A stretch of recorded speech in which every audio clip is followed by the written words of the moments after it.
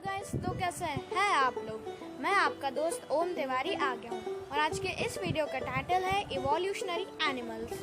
मतलब आज हम ऐसे जानवरों के बारे में बात करने जा रहे हैं जिनका कुछ ज़्यादा ही तौर पे इवोल्यूशन हुआ है। मतलब कि इवोल्यूशन मतलब कि पहले वो जानवर कुछ और थे, उनका साइज कुछ और था, शेप कुछ और था, उनकी फीडिंग हैबिट कुछ और थे और अभी कुछ सर्टेन रीजंस के कारण अभी वो सब कुछ अभी चेंज हो गया है। जैसे कि हम ह्यूमंस का एग्जांपल लेते हैं, जैसे कि पहले हम बंदर थे, फिर कुछ क्लाइमेटिकल चेंज की वजह से बंदर वो क्लाइमेट को सहन नहीं कर पाए, इसलिए उन्हें चेंज होना पड़ा, इसलिए आज हम ह्यूमंस में हैं। इसलिए ऐसे ही आज जानवरों के बारे में आज हम बात करने वाले हैं जो कि इवोल्यूशन करे हैं।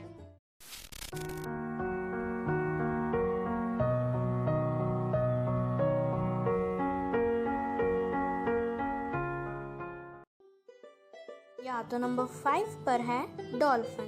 डॉल्फिन का एवोल्यूशन कुछ अलग ही है।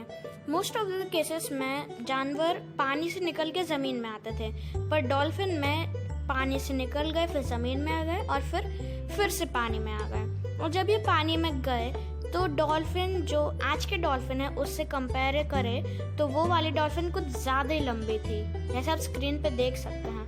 और जैसे ये टाइम बीतता गया, धीरे धीरे करके जो इतनी लंबी डॉल्फिन थी वो धीरे धीरे करके छोटी होती गई। अब जैसे आप ये इसका स्केलेटन देख सकते हैं, पहले जो बहुत बड़ी थी वो धीरे धीरे करके छोटे होने लगी और प्रेजेंट टाइम में अभी डॉल्फिन कुछ ऐसे दिखती है। एवोल्यूशन के कारण डॉल्फिन में बहुत सारे इम्प्रूवमेंट भी आए हैं, जैसे कि पुराने वाले डॉल्फिन कुछ स्लो मूवमेंट करती थी और अभी ये फास्ट हो गई हैं। और उनका आईक्यू, पहले उनका आईक्यू कम था और अभी ये मोस्ट क्रिएटिव एनिमल्स में भी टॉप लिस्ट में आते हैं, यानी कि दे हैव इम्प्रूव्ड।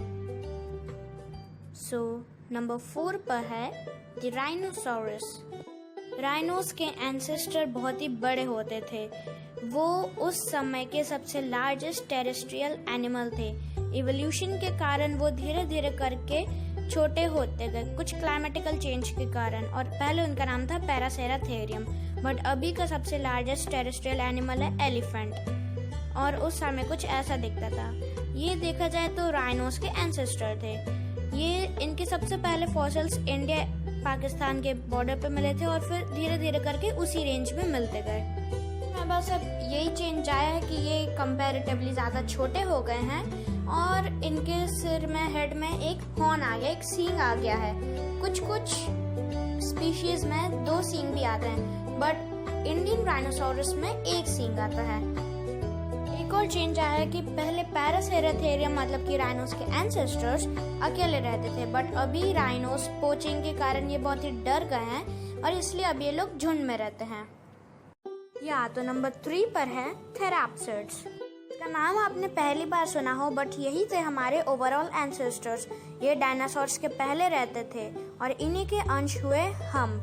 ये अलग अलग कैटेगरी में है, जैसे कि मैमल्स, रेप्टाइल्स, सब कुछ इसी के अंश है। बट थेराप्सिड्स को अभी मरा हुआ नहीं समझा जाता, क्योंकि कुछ अंशों में ये अभी भी जिंदा है, क्योंकि हम मैमल्स इसी के अवशेष हैं और इसमें हम भी आते हैं, यानी कि इंसान। थेराप्सिड एक ऐसा मैमल था जिसके मतलब कि मैमल होने के सारे फीचर उसमें थे, यानी कि उसके शरीर पे बाल थे, वो अपने बच्चों को दूध भी देता था, बट उसकी स्किन रेप्टाइल्स जैसी थी। इसलिए जब इनके अंश हुए तो ये मैमल्स और रेप्टाइल्स 2 अलग अलग कैटेगरीज में हुए, इसलिए ये है हमारे ओवरऑल एंसेस्टर्स।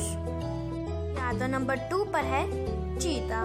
चीता शायद आपको ऑकवर्ड लगे कि इसका क्या इवोल्यूशन है, बट इसका भी इवोल्यूशन हुआ है।